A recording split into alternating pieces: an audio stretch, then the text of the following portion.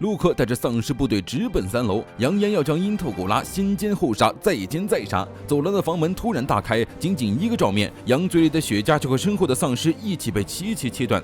沃尔特从阴影中走出，他的手中出现了数条细线。杨大惊之际，立即下令丧尸军团开火。然而沃尔特就像鬼魅一样，完美躲开了所有的子弹，只轻轻一扯丝线，身后的丧尸大军瞬间成为一片血海。沃尔特渐渐逼近杨，将他之前的威胁因特古拉的话尽数奉还。杨狂笑起来，身后的丧尸部队竖起盾牌，齐齐前进。见此，沃尔特也不准备硬刚，而是指挥身后架局的塞拉斯开枪。迫击炮一发穿甲弹下去，直接连人带盾牌轰碎了一整列。第2发换上燃烧榴弹，一声巨响之后，丧尸部队被尽数消灭。杨在炮火轰来的瞬间抢过2把机枪，直逼塞拉斯而去，但半路却被沃尔特拦了下来，手中的细线挑衅的扯断杨的唇环。杨这下是彻底暴怒了，然而还没等他动作，塞拉斯1个绕后就将其摁倒在地。沃尔特逼问他的目的是什么，又是受了谁的指示？杨被踩着手，只好招供，他们的目的就是骑士团和圆桌会议，而最终计划是彻底破坏阿卡多。与此同时，陆克一脚踹开地下室的大门，找到了已经等候他多时的阿卡多，上来就是一顿彩虹屁恭维，不老不死的传说，而他今天就是为了终结这个传说。话音刚落，两人的枪同时抵上对方的脑袋，又同时开枪。短暂的僵持之后，陆克率先从怀中再掏出一把枪射向阿卡多，阿卡多也举枪反击，但很快对方就消失在了原地。一番激烈的枪战之后，陆克毫发无伤，这让他不禁得意起来，他可是完全超越吸血鬼的存在。面对陆克的攻击，阿卡多躲都不躲一下，任由子弹射在自己身上，不一会儿就被打得遍体鳞伤。陆克不禁觉得自己能赢，阿卡多却突然笑了，身上瞬间恢复如初。他承认陆克是 A 级以上的吸血鬼，值得他动点真格，直接解放了3个拘束御术士，解除一切能力使用限制。一瞬间，黑暗中张开了无数只眼睛，阿卡多的身体瞬间扭曲变形，2只恐怖的地狱犬自他体内诞生，咆哮着冲向陆克。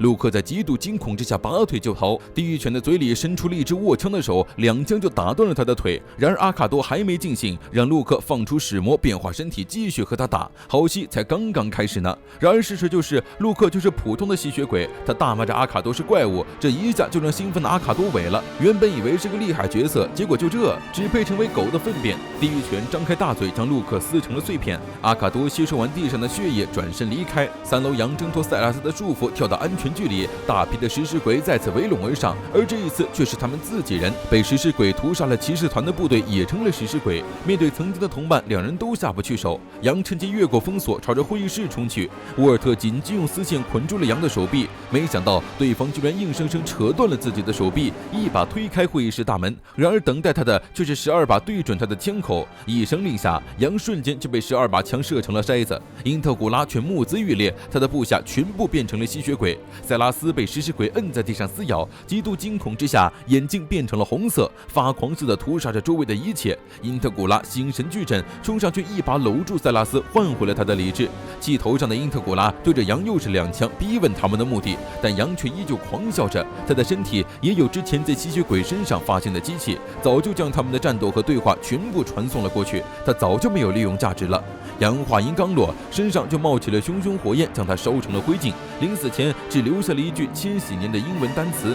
然而事情还没有结束，爱尔兰递给因特古拉一把手枪，让他亲自去处理变成丧尸的部下，因为他是指挥官，部下的生死由他全权负责。因特古拉沉默地接过手枪，亲手射杀了部下，让沃尔特彻查千禧年。骑士团本部96人，最后只活下来了10人。千禧年追查也是一无所获。因特古拉突然想起半个世纪前一个为了追求千年帝国而和全世界为敌的组织——纳粹集团。世界上有这么一个佣兵组织，只要签了合同付了钱就绝不背叛。一场大战结束，他们也被解雇了。对于未来要什么，队长佩尔纳德给他们找好了安排。于是佣兵们聚集在骑士团本部，他们这次的任务是消灭怪物，而雇主正是因特古拉。一听让他们对付吸血鬼，众人顿时觉得好笑。这个世界上根本不存在怪物好吗？这个世界上是有怪物，只是他们不知道而已。皇家国教骑士团长成立100年，真正的目的就是为了消灭吸血鬼。多说无用，还是看实力比较直观。因特古拉拉来了塞拉斯当例子，佩尔纳德一看就是个娇娇弱弱的小姑娘，什么吸血鬼？然后就被塞拉斯2个弹指锤得满头是血。阿卡多从墙壁中浮现，毕竟是要保护他老巢的人，他得过来看看身手。梵蒂冈的背叛者者13课机关长安利科寄来信，约因特古拉在美术馆见面。约定的时间过了，安利科才姗姗来迟。因特古拉完全不给对方好脸色，对方违反规定派出神父安德森袭击他们的成员，就连他都差点被杀。安利科毫不在乎，新教徒死几个跟他有什么关系？不过是英国的母猪还真蹬鼻子上脸了。因特古拉还没生气，倒是阿卡多掏出枪就要杀了安利科。安利科也并非毫无防备，见此直接叫出了神父安德森。然而他根本控制不了对方，神父一见阿卡多就迫不及待地冲上去要和对方决一胜负。双方紧张地对峙着，吓得塞拉斯赶紧疏散围观的吃瓜老头老太。剑拔弩张的气氛也算是没了，阿卡多和神父也只好退场。因特古拉回敬了安利科公主，都是有正事在身的人，于是约到咖啡馆详谈。安利科知道因特古拉在调查千禧年这个词汇，凑巧的是他们手里有的就是这份情报。在听到因特古拉说了请字之后，安利科嘚瑟地将情报给了出去。50年前的第2次世界大战，德国战败后，有大量纳粹军人逃亡到了以亲德国家为主的南美。千禧年不仅是个计划名，还是个部队名。纳粹绝密物质人员移送计划与执行者们。至于安利科为什么知道，因为梵蒂冈在背后强力的支持千禧年。与此同时，不远处名为少校的男人在默默看着一切。没想到这事儿和纳粹扯上了关系。阿卡多总觉得有种灰暗的感觉，想要把不死生物投入实战的只有3派人，一派是骑士团，一派是纳粹，而另一派就是他自己。纳粹的不死研究机构在50年前就已经被他和沃尔特联手完全粉碎了。针对这次事件，阿卡多被派遣去南美找场子，他们绝非是面对挑衅不还手的老好人，命令只有一个：见敌必杀。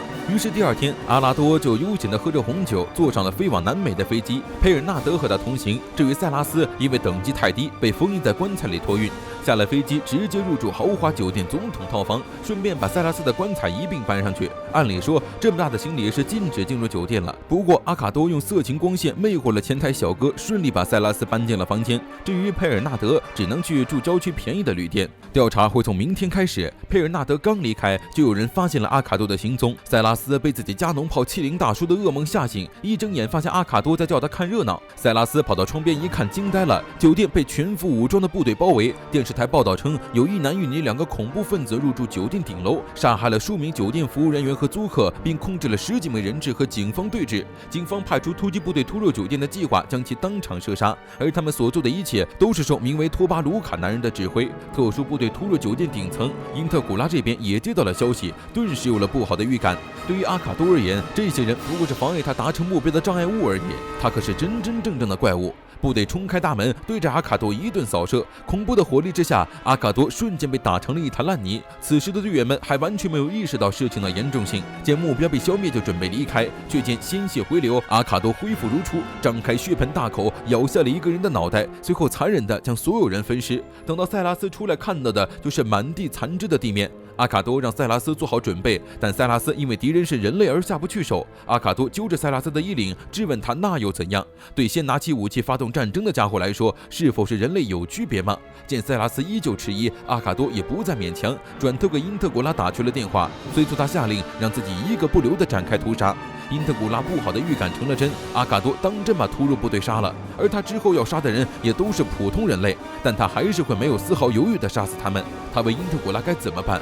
虽然枪在他手里，人是他杀了，但是是否杀戮的确定权在他的手里。因特古拉沉默地给自己点上烟，坚定不移地给阿卡多下达命令。他早就已经说过了，见敌人必杀，凡是妨碍他的一切全部都杀无赦。他要求阿卡多不准逃也不准躲，堂堂正正地从正门走出去，击溃粉碎所有的障碍物。阿卡多满意地挂断了电话，脸上浮现出兴奋的笑容。虽然下达了必杀指令，但因特古拉其实不知道自己的决策是否正确，有些迷茫地寻求沃尔特的意见。